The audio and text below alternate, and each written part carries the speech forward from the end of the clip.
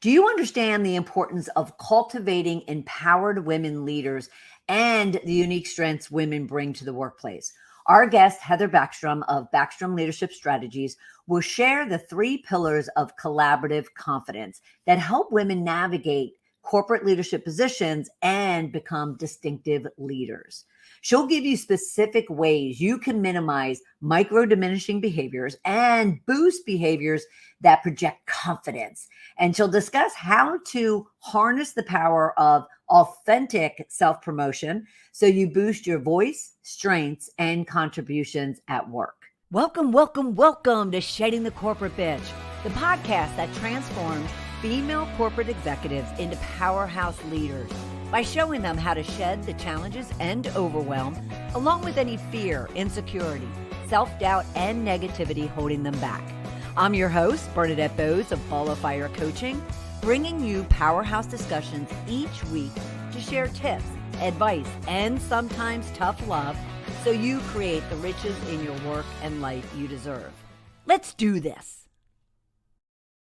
Heather, I'm so excited that you're here. How are you? And I am so excited to be here. And even though we're on opposite sides of the country, I feel like I'm sitting down with you. So thank you for inviting me into your space. Oh, you are so welcome. I'm thrilled to have this conversation because between it being about being collaborative and having confidence, but I love the whole leadership X factor twist that you put on it. But before we get into all that, yes, tell us a little bit about yourself. You already mentioned you're on the other side of the country. So exactly where are you? What do you know? Is Heather? Sure, exactly. Thank you for asking. Yes, I'm in Pasadena, California, and I'm an executive coach, workshop facilitator, speaker, and first-time author. Woo! Yes. Awesome. Yes. And we will talk about your book. And I have to ask because many of my listeners know about my weird passions of pickleball and puppies. Okay. Yes. Do you have any interesting hobbies or passions? Well, a hobby I have, and I seem to get different, I guess, different ends of the spectrum reaction. One reaction is, oh, that is so scary. I would never do that. And the other reaction is, oh, I love doing that. And pretty much nothing in between. I take improv classes. Yeah, I do too. We're going to be fast friends. Yes, I love improv. And a really quick story, when I was getting my doctorate degree at Pepperdine, I had the summer free from school and I wanted to do something fun. And I signed up at Second City and took an improv class. And that was the launching pad for continuing taking classes at Second City and many other schools ever since. So wow. Well, I can't say that I've taken it at Second City, but that is so cool. That is now, if you really want to push yourself one step further, and then we'll get into our conversation. Have you ever taken a stand-up comedy class? Now that scares me. And musical improv. Those are the two that I'm on that end of the spectrum of, that is too much for me. Yeah. Well, I have no singing voice. I might have a speaking voice, but I have no singing voice. So that I couldn't do. Well, that is absolutely very, very, very cool. And I bet you I'm going to have to see how I can tie it into the work that you do, because you have to be able to use it within your work. Absolutely. Within turning people, women specifically, to really hone in on their confidence and their self-worth and their power. So where does the whole idea of you and your work focusing on the X factor of leadership, where did that come from? What experience have you potentially been through to where that was a key area you wanted to pay attention to? Sure, absolutely. So the idea behind collaborative confidence came from a couple of different angles. One was just intuition. When I was just intuitively, I think women are relational, not just intuitively. I think evidence also shows that, but we're relational. We want to be in relationship with other people. We want to be connected. We want to be collaborative with others. And then another aspect of it is I work with a lot of women leaders, and I'll also frame this toward myself as well, that doubt their confidence. Mm. They're at the top of their game. Right. They are leading teams. They are taking risks. They are making big decisions. They are managing huge budgets. They've elevated themselves up higher and higher, and yet they doubt themselves and they lack confidence. Right. And I can say that about myself. There are many times where I don't feel as confident as I want. And I would work with women leaders, coach them, and inevitably they would talk about not feeling so confident. And so the idea of collaborative confidence came out of the wanting and the desire for all of us women to hold our confidence in a way that is authentic and secure and natural and very present, like everlasting in who we are. So I wanted women to know that you can be confident and you should be confident. So what are they telling you? What are those events, experiences, or encounters that they're coming across that's causing them to lack confidence when they have so much evidence to the contrary? Exactly. So many different things. I can think of one coaching client, for example. She was the CFO of an organization. Half the organization reported under her. She reported right to the CEO. She was second in command. So when the CEO was gone, she was the one in charge. And in our coaching sessions, she would talk about, well, I don't know how to say this to so-and-so. I don't know how to communicate something to so-and-so. Or I have to have this tough conversation and I'm feeling uncertain about it. Or talking about dealing with the board in her case, and just the difficulties of navigating those relationships and not feeling so secure in how to navigate those. Another example is I facilitate some women's circles. And I was singing in one circle in particular. There's about 7 women in the group, and every single one of them on this one evening talked about how they don't feel so confident. And some of the things they talked about involved risk taking, involved being more visible themselves, and not feeling so confident about how also that might be received. If I take this risk and it doesn't work out, how might other people view me? Or then also blaming themselves probably too much as well if the risk doesn't turn out. So are they having conversations about the fact that they had to have addressed those things as they were working their way up the ladder? So it's not, yes, it's different. And the degrees of a risk, for instance, might be that much bigger. Sure. But do they talk to themselves and with each other about the evidence that they have? And then, what do you do to help kind of get them to kind of figure out the solution or the next step to take? Yes. So there is all this evidence. You're absolutely right, Bernadette. There's all this evidence, and yet the at times lacking confidence. And I think even for the most experienced people, sometimes that evidence is not enough. When you get that critical voice, that's a good point. That all the evidence in the world can be piled up. But if you've got that critical voice in the back of your head saying, well, you're really not good enough, or you didn't say that the way you should have, or you should have thought this through before you did that. Right. And that voice sometimes can overpower, unfortunately, all of the facts, all of the evidence, the track record. Right. Yeah. And then the idea behind collaborative confidence, this is getting into now, how do women deal with it, or how do they shore up their confidence? And it's for themselves and for other women. So the definition of collaborative confidence is I am responsible for my own confidence, and I'm responsible for helping other women with their confidence. So there's this reciprocity, there's this mutual support, there's this knowing that you always have this ally, this cheerleader by your side, and you're doing the same for her. Right. And because, well, I shouldn't assume anything. The circles that you have, the 7 women in a circle, are they from the same organization, or are they from different? They're from different organizations. So when you even say, which I absolutely love, when you say that they have a responsibility to help other women, it's not only reaching down or up within your own organization to make sure the women, feel supported and confident and are collaborative, but also outside of your bubble, kind of lift your head and work your way outside your bubble. Is that what you're also saying? Exactly. So whether it's one woman or multiple women, but Right. practice collaborative confidence with other women.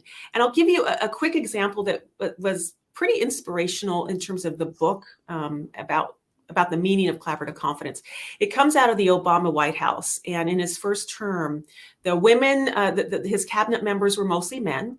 And the women cabinet members and senior aides, they would be in meetings and they had the same experience we've all had as women. Talked over, talked on top of, interrupted, idea mentioned, and idea stolen. They were experiencing those same things.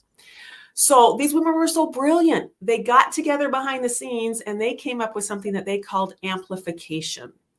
And yes, exactly. So they decided that if a woman said something in a meeting, another woman would make sure to repeat it. Or if a woman had an idea, another woman would make sure to give credit back to that other woman for her idea. So they were amplifying each other.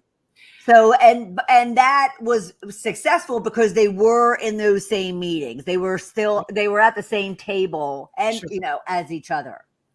Yes, it was successful for that reason. And it was also successful because Obama noticed and then he changed his own behaviors. He started calling on women himself. So as the leader, his behaviors changed. Right. Is that where because a big foundation of the work that you do is around the 3 pillars of collaborative confidence. Yes.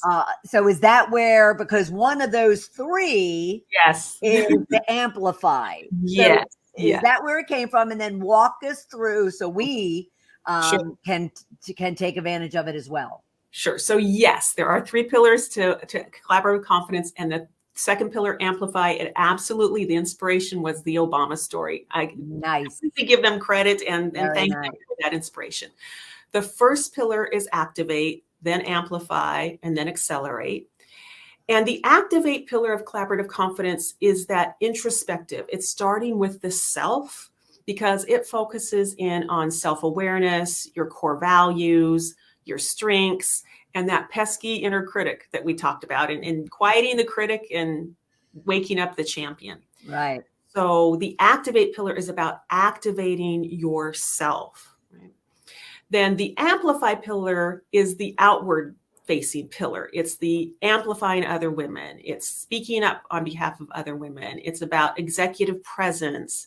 It's about seizing opportunities that maybe you would have shied away from previously, but taking opportunities. And also, again, championing other women and advocating for other women. Right. But the executive present piece of amplification is not only the outward to helping other women, but also to make sure that you are putting yourself out there. Would that be fair to say? You are spot on. Absolutely. Absolutely. Okay. So executive presence is about amplifying your executive presence. Absolutely. Right. Yeah. And what do you think is the biggest challenge for women when it comes to amplifying their executive presence? The biggest challenge, which again, I can relate to, I mean, this book, I'm holding the mirror up to myself with every sentence I wrote. The biggest challenge is around self-promotion. Self-promotion. Yeah, self-promotion. I think women really struggle with self-promotion, mostly. I'm sure there are many women out there who don't, but I think by and large, it is. Right. I do too. Yeah, that would make sense. And to help our listeners and viewers understand what you mean by self-promotion, because some will be sitting there going, oh my gosh, it's so arrogant and it's so, PR and in your face. And, what exactly are you suggesting around self-promotion for, amplifying one's executive presence? Yeah. And I have to add on to what you're saying, because you are right on target, Bernadette, that the notion of self-promotion can almost make your stomach turn sometimes, because it can feel so icky and, grandiose and braggadocious. And that's one of the reasons I think why women struggle with it, because it can seem like such a turnoff. What I strive to help women to see is to reframe that self-promotion can be reframed into clearly communicating your strengths, your values, Self-promotion can be reframed into using your physical presence, sitting at the conference room table Mhm. instead of sitting around the perimeter of the room. Yeah, it's so true. Yeah, exactly. Yeah, it's so true. And also you said, their value, but also it's of their contributions, of their, of the results that they're getting. Yes. Do you also make sure that they're also, ensuring that people know, their worth and what they've been bringing to the table, even Yeah. metrically, like tactically? Sure, absolutely. And numbers speak volumes. Absolutely. So, yes, the contributions, women need to articulate them because people don't always connect the dots. Right. And I think often as women, again, I'm speaking to myself here, I can have my head down working hard, hard, hard, hard, hard, hard, hard. And other people aren't necessarily going to notice how hard I'm working, right? Unless I raise my head up and say or do something that brings attention in an authentic, non-arrogant kind of way. So here's a quick example of how I help women do this. Perfect. Women, and this is, I think it's a great quality of us as women. I think we tend to be very thankful toward others and acknowledge their contributions, acknowledge their efforts, especially when it's our team. And so women will often give so much credit to the team and not give any credit to themselves. So they'll say things like, oh, the project was a success because my team was wonderful. The credit all goes to them. And it's a wonderful thing to say, but where are they in that equation? Right. They're invisible, right? Yep. Yep. And so it's finding the balance of acknowledging the other and including your contribution. Yep. So an alternative to that could be the project was a success because I have a great team and I'm so proud to lead my team. Nice. Very nice. Very nice. Yeah. Is there also, do you have them take ownership? I know for myself where I fall down in this regard is someone will compliment the work that I'm doing, and I'll just deflect it to other people when all I really need to do is what? Say thank you. Yeah. Two words. Yeah. And if that's uncomfortable, if that seems a little too curt, you can say, thank you. I appreciate you noticing. Nice. Or thank you. That makes me feel really good. Yes. Yeah. Absolutely. Absolutely. Good. Yes, I just absolutely love that. All right. So, but I want to go back to activate. Yes.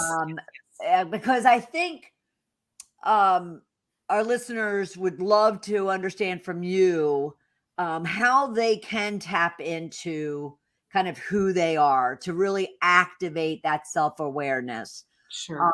So what would you recommend that they can start doing today when it comes to really being able to activate their collaborative leadership? Sure. Yes, and their self-awareness. And So a few different things. One is that they can pay attention to words that are used to describe them, words other people use. So in meetings, you can start to jot down on a piece of paper, your tablet. People say, "Oh, you're so analytical," or you're very creative." Start to jot down the words that people use to describe you. Look back on your performance evaluations or 360s and start to collect that data of how you're described by others. And then if you're described in ways that how you see yourself and how you want to be seen, great, you're on a wonderful track and keep it up. If you're not described in the ways that you want to be seen or how you see yourself, then start to shift your behaviors and even change your language. And here's something real quick a quick story that I did years ago. When I was getting my doctorate degree, literally, Bernadette, you're probably gonna think I'm exaggerating, but my life was work, school, gym, work, school, gym, work, school, gym, right? Very, very, very, very boring. And I went through a 360 of sorts, and I got these collection of words, and all of the words, they were fine words, but they were like responsible, dependable, words like that. And I like to see myself as creative. Maybe not like an artist, but I'm creative with my workshops. I'm creative with how I work with clients. There was no word even close to creative on this list, which was understandable given, how I was coming across. Right. I changed my language, and every once in a while I would sprinkle in the word creative when I would talk with my boss or with others. I would say things like, well, let's take a creative approach, or what might be a creative solution to this? And you know what? A couple weeks later, I was having a one-on-one with my boss, and he said, Heather, you're such a creative person. It's almost like subliminal marketing when you go into they used to say they used to put words up that you couldn't see, on the screen, but then your mind catches it. That's awesome. Yeah. I love that. And I would say just sprinkle it in like salt. You don't want to use Right. those words all the time, but just Right. sprinkle it in as salt. And then, of course, another way to enhance your self-awareness is to ask someone directly about who you are, your performance, or some aspect of yourself. And of course, go in with a willing heart and a willing mind to just receive that and then decide what you choose to do with that information that you've gotten from others. So let me touch on that because, and many of our listeners have heard the story, but I did exactly that when I left corporate and was going out on my own. I got my 5 sisters, my mother, a little bit drunk. And I said, I want you to give me one word to describe me. Yes. And I love what you said about walk into it with an open mind, an open heart, knowing that they're doing it for good, not doing it to hurt you or whatnot. Right. Because trust me when I say my sisters took full advantage of the liberal, well, that's not the word I was looking for, but for the opportunity to share, and they did. Sure. I love that. So ask. Yeah, just ask. Okay. And you can ask, certain people. You don't have to ask 100 people. You could go to 3 or 4 people that you have a good enough relationship with that they will, be honest with you, and that they will deliver the message, hopefully in a way that is, in a supportive, helpful way. Right. I love that. Now, one aspect of confidence is, especially as you're talking about collaborative leadership and confidence, is one's voice. Yes. So what do you, and I know by looking at your the work that you've done in the book, which we'll talk about, but what do you help and coach your clients to think about and consider when it comes to their voice? Short sounds confident. And I don't mean short in stature. I mean being succinct. So if a way a woman wants to exude confidence through her voice is to be succinct. Very nice. There we go. Very nice. Heather, that will never happen with me. In writing it is. In writing, I can be very short and sweet.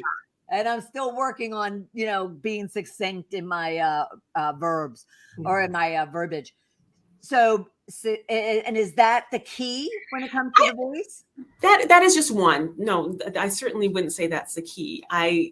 I will say, looking at my own journey of how I have communicated over time, I can see how I learned from other people. I looked to other leaders and other people and paid attention to how they, especially in meetings or negotiations or tough conversations, I noticed how they positioned information, how they responded to the question, and then how they, gave recommendations going forward. Right. So I noticed those things. And I also noticed that people would tend to speak, in shorter, still full information, right, but without all the extra, window dressing that didn't add to the part of the conversation itself.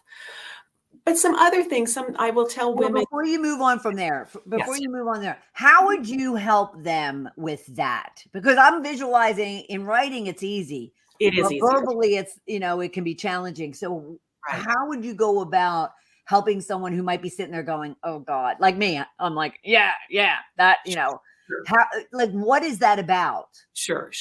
And I also want to add in, at the same time, I want women and people to be authentic. right? So even though I may be helping them be more succinct with their language, with their voice, I still just authenticity is still more important to me. Yeah. So if being succinct is just not authentic, it's not authentic, and find a different way to use your voice. Right. So a few ideas come to mind. One is an acronym called WAIT, WAIT, and it stands for Why Am I Talking? So you can jot down the word wait on the top of your tablet or your pad of paper, or think about wait before you go into a meeting. And then it can be that just that reminder to you that, is this something that needs to be said?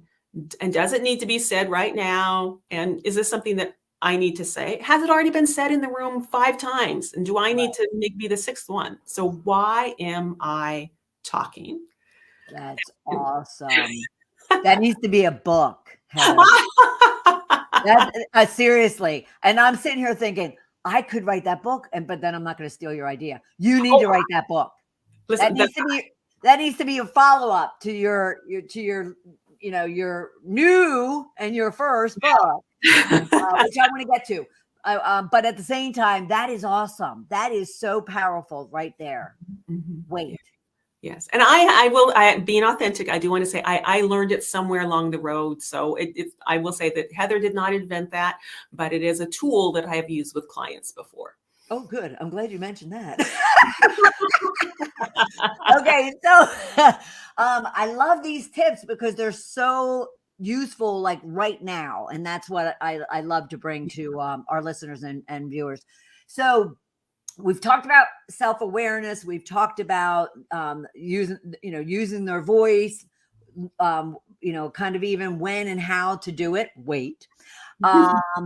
So what do you mean on your 3rd pillar when you say accelerate? Yes. So again, the first pillar, activate, is self, inward and introspective. The second pillar, amplification, is more outward. The third pillar, accelerate, is the big picture because it's about the organizations. And it brings up that organizations are also responsible for elevating women's leadership. It's not just the women's responsibility, but the system also needs to be a part of creating environments where women and really everyone can truly thrive. So that part of the book talks about different topics such as sponsorships and equal pay and addressing burnout, flexible work environments, those kinds of things. It's the organization's hand in the game, if you will. Do a lot of people roll their eyes? Do a lot of women roll their eyes when they hear that around the organization because they've been trying to get the organization to pay attention to them and to put a focus on them and to elevate them, and yet it doesn't happen? And if so, what do you say to and work with the organization around that? But also, what do you tell the women they are responsible for? Yeah, I mean, it's a tough one. You are absolutely right. It is a tough one because organizations, companies, they are big systems, right? And trying to change big systems it's not easy, and it can't just be done by one or 2 people. Fortunately, there are other associations, organizations out there who do look at companies that are doing things like providing sponsorships to companies, or research around, getting back to your point about data earlier, research around when you have more women in leadership positions, how it generally positively affects profits and stock prices. And when there are more women on boards, it enhances R&D and innovation. Right. So I think often organizations need to, what they pay attention to, I should say, are those numbers, right, that you had mentioned earlier. They pay attention to, is it affecting our profits? Is it giving us greater strategy and innovation in the services or the programs that we offer to our organizations? So I think it's often about that research or that data that is already out there that can be leveraged, and organizations can be reminded about the positive impact that a more diverse workforce and especially the leadership levels and diversity with gender really has a positive impact with organizations. Right. Yeah, no, that's awesome. And yes, I think it's extremely valuable. Now, but answer so to the second part of that though, Mm-hmm. what do women have to ensure they're doing when the organization is struggling to figure it out? Sure. So I think one thing is that women need to ask to be sponsored. That there's a lot of mentorship out there, which is great. But research really shows that when you have a sponsor, when you have a person, a leader who has influence in the organization, who is speaking your name and advocating for you and giving you stretch assignments, it then helps elevate your career. You end up making more money, you end up being happier with your promotions, and you end up also having greater and more interesting work assignments because of that sponsor. Right. So women need to ask for sponsors within their organizations. They need to look around, who is that influential person, whether it's my direct boss or whether it's somebody else in the organization, create a relationship with them and approach them and say, probably more eloquently than I'm going to say right here, but would you be my sponsor? Here's how I am contributing to the organization. Here's where I would like to go. Here's why I admire you. Would you be a person who would be willing to speak on my behalf, to be my sponsor, to raise my visibility? That's one thing that a woman can do to move up and to create that corporate change.